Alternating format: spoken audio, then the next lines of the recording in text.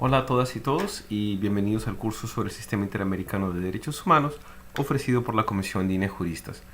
Mi nombre es Salvador Herencia y en este momento o esta oportunidad quisiera comentar brevemente las intervenciones que ustedes han tenido con respecto al Foro 1, que está relacionado a los derechos económicos, sociales, culturales y ambientales, y en la cual se analizó principalmente la sentencia Caso Lagos del Campo versus Perú. El foro básicamente no queríamos conocer con el foro su opinión sobre esta sentencia y qué es lo que esto pueda implicar para la protección de los DESC o DESCA en la región. Para empezar, creo que la gran mayoría de ustedes, o casi la totalidad, eh, considera la sentencia como positiva, ¿no? Y pero algunos mencionan la preocupación sobre qué esto puede implicar para los nuevos o futuros, los nuevos casos que lleguen al sistema interamericano que impliquen temas económicos, sociales, culturales y ambientales, ¿no? Algunos de ustedes habían mencionado, ok, el caso Lagos del Campo trata de una persona que tenía un trabajo y que la perdió. Pero si hablamos de DESC en general, implicaría entonces, si una persona no consigue un trabajo, podría buscar la exigibilidad de que el Estado le dé un trabajo, ¿no? O adoptar mecanismos para que esta persona pueda acceder a un trabajo. Hay otras referencias a temas de acceso a la vivienda, ¿no? Y, y son muy interesantes esas posturas, ¿no? Porque podemos celebrar, y en lo personal yo me uno a este grupo, la importancia de esta decisión, pero esto no implica desconocer las preguntas y las dudas que existen sobre cuál es el camino que se puede llevar o que nos puede llevar en el sistema. Algo que habíamos mencionado en el video introductorio de este foro era si es que cómo esto cambia nuestra concepción de víctima, ¿no? Porque una víctima ya de por sí, si hablamos de DES, podemos hablar también de colectividades.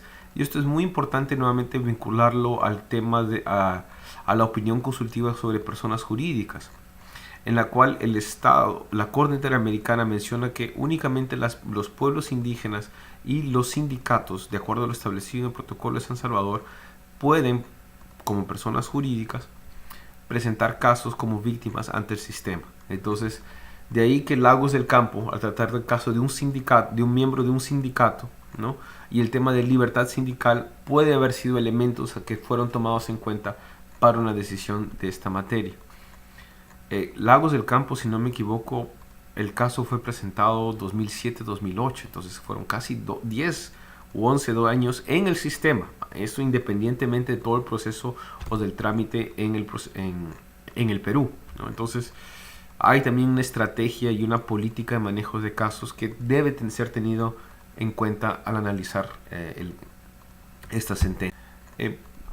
Algunos de ustedes también hacen referencia nuevamente a la importancia de qué es lo que esto puede significar para pueblos indígenas, en los cuales, si bien la mayoría de sus casos ha sido cubierto bajo el artículo 21 para cubrir temas de consulta de tierra, territorio y entre otras medidas, gran parte de sus reclamos siempre van al lado más de los DESC, protección del ambiente, protección de su cultura, protección de su forma de vida, de su sistema de salud, de su sistema de educación. Entonces son elementos que ante nuevos casos sobre pueblos indígenas que cobrarían una especial protección. Hay también referencias en sus intervenciones a las oportunidades fallidas o oportunidades perdidas de la Corte, específicamente el caso 5 pensionistas y en el caso González Yui versus Ecuador. En los casos 5 pensionistas versus Perú, la Corte habla sobre la seguridad social, pero la decisión se basa en temas de propiedad. Mientras que en González Yui, este es un caso de educación y de salud, ¿no? Vinculada a no discriminación por una persona o niños y niñas con VIH-Sida, pero la Corte no hace referencia, pero lo decide bajo el principio, la Convención Americana de Derechos Humanos, ¿no? Lo que nos lleva a un punto de preocupación en la cual muy bien presentado por ustedes es la poca referencia que se hace al protocolo de San Salvador, ¿no? A lo mejor aquí hay dos justificaciones. Una, no todos los estados parte de la Convención Americana han ratificado el protocolo de San Salvador, entonces la Corte no quería verse en esa limitación, pero además el protocolo de San Salvador establece de forma expresa que únicamente los derechos sindicales, el artículo 8.2, y el derecho a la educación, el artículo 13, pueden ser demandados ante el sistema, ¿no?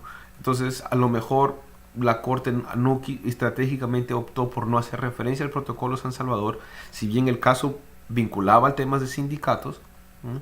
Más que nada para primero determinar las bases bajo la Convención Americana y posteriormente establecer mayores obligaciones o precisiones sobre cómo interpretar el protocolo de San Salvador frente a este cambio. El último punto que quisiera mencionar, y es también una preocupación presentada por muchos de ustedes, es cierta incertidumbre sobre si la Corte va a aplicar este criterio siempre o aún va a ser selectivo. Y esta es una preocupación muy válida, ¿no? Porque podemos ver inmediatamente el caso Chucurú versus Brasil, que no es parte de la materia de este curso, pero es un caso sobre derecho a territorio en Brasil, de un pueblo indígena, el cual no se cuestiona la naturaleza indígena, ¿no? Que es un pueblo indígena bajo los estándares internacionales. Y acá, si bien el caso se centró en materias de tierra y territorio, hay un elemento de cultura, religión, modo de vida, ¿no? Respeto al grupo colectivo como tal, pero sin embargo no hay una referencia a materia de DESC en esta sentencia, ¿no? Siendo que la Corte, como está establecido en los votos para Lagos del Campo, desconoce totalmente la falta de discusión de algunos aspectos en el proceso para establecer la aplicación directa del artículo 26 de la Convención Americana. Esto no se da en el caso Chucurú, en la cual el elemento social y cultural pueda tener igual importancia, ¿no? O más importancia que en caso Lagos del Campo. Finalmente, hay un aspecto de qué es lo que hasta dónde puede ir la Corte, ¿no? Y es válido y es importante. Lo interesante de tener estos cursos anuales es que no estamos todavía en la fase de poder especular cuál puede ser la proyección de la Corte, ¿no? ¿Significa esto que la Corte podría eventualmente analizar a la luz de la Convención Americana políticas económicas, políticas fiscales, el gravamen, por ejemplo, el gravamen del IVA con productos de primera necesidad, que afectaría a todos, pero especialmente a personas viviendo en condición de pobreza, haciendo un recordatorio a lo que hemos discutimos en el foro introductorio? Podría ser objeto de un caso ante el sistema interamericano bajo ya aplicación de DESC, ¿no? Por las connotaciones sociales y de ahí también bajo interdependencia a derechos civiles, ¿no? Entonces, son preguntas que seguramente se van a desarrollar, se van a resolver con el tiempo, pero todo indica que esta jurisprudencia va a tener un mayor desarrollo y que la Corte tendrá que poner algún tipo de límites sobre cómo interpretarlo a la luz de lo que está establecido actualmente en la Convención Americana y el Protocolo de San Salvador. Pero lo veremos, ¿ok? Muchísimas gracias y será hasta una próxima.